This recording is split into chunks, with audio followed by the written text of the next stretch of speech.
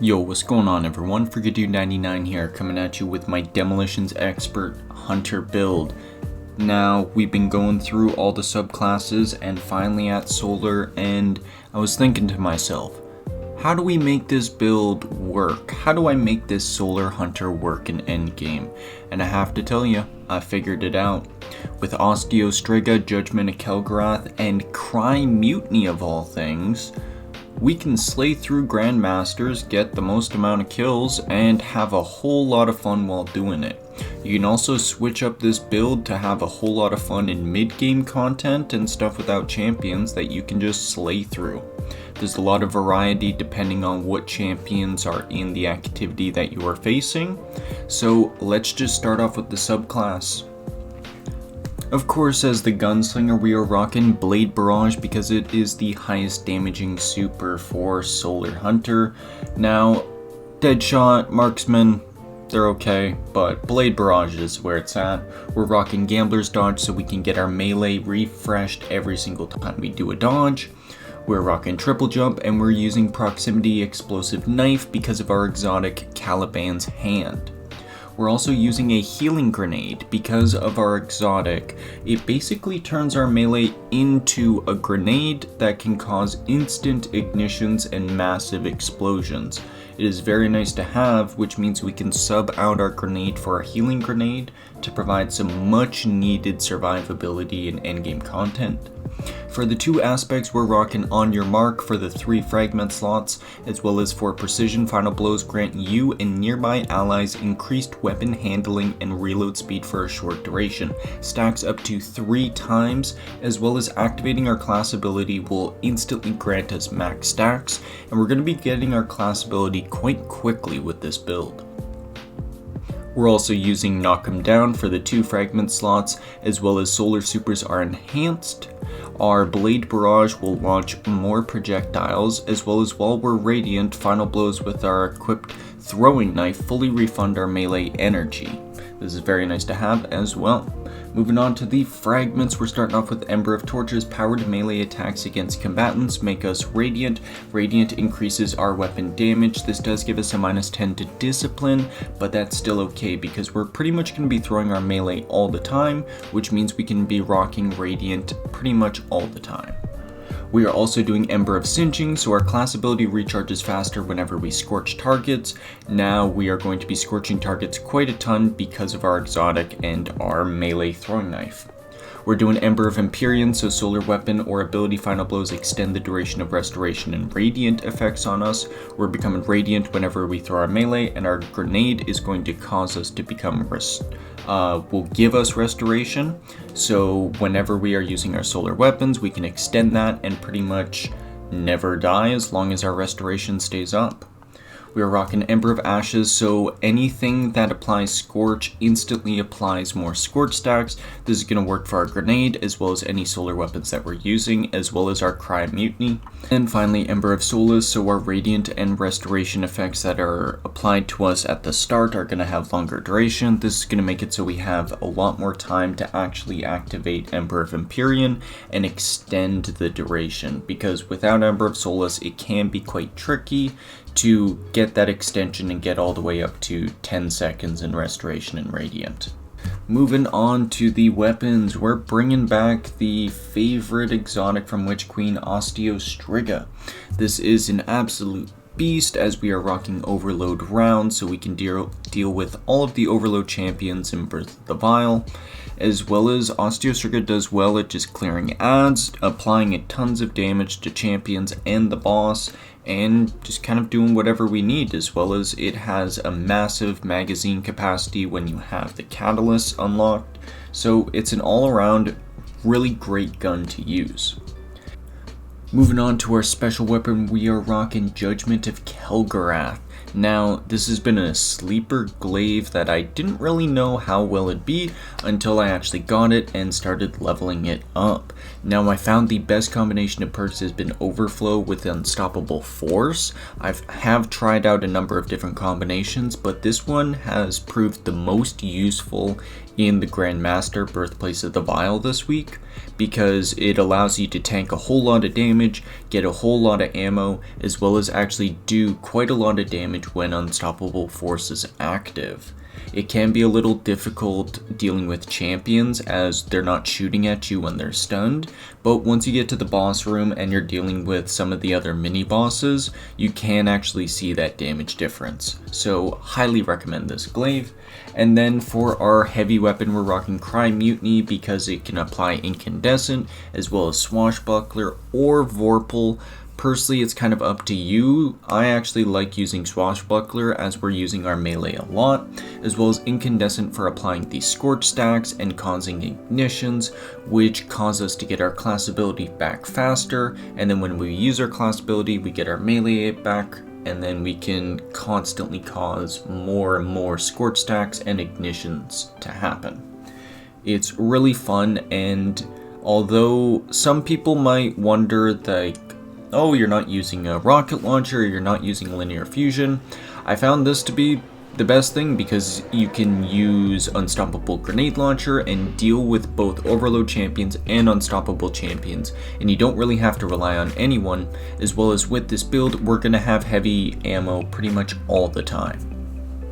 That's going to do it for the weapons. Moving on to the armor and mods. For the helmet, we're rocking solar energy so we can take advantage of explosive wellmaker whenever we are causing explosions, from it be ignitions or just our grenade launcher. It's going to be spawning solar elemental wells. We're using harmonic siphon, so whenever we get solar weapon kills, we're spawning orbs of power. We're using glaive ammo finder to make sure we're never running out of ammo for our glaive, as it saves us pretty much any time we need it. And then for stats, of course, we're maxing out resilience to get that 40% damage resistance. And then you're going to want to actually spec out into discipline because we want to make sure that we have our grenade at all times. We want to make sure that our healing grenade comes back as soon as possible. And then from there you can go into mobility, recovery, or strength depending on what you feel and what your armor is actually rolled into. For the exotic gauntlets, we're rocking Caliban's Hand. It has the armor perk Roast 'em. Our proximity knife scorches targets it damages with its explosion, and if it kills them, it ignites them and causes a massive explosion. As well as, while it is sitting in proximity and not actually exploding, our melee regeneration is increased until it actually explodes, so in case we ever miss it, we can actually get it back quite quickly. Now, Caliban's Hand, we're also getting back our melee whenever we do our dodge, and it pretty much substitutes our melee for a grenade, which is why we're rocking Healing Grenade.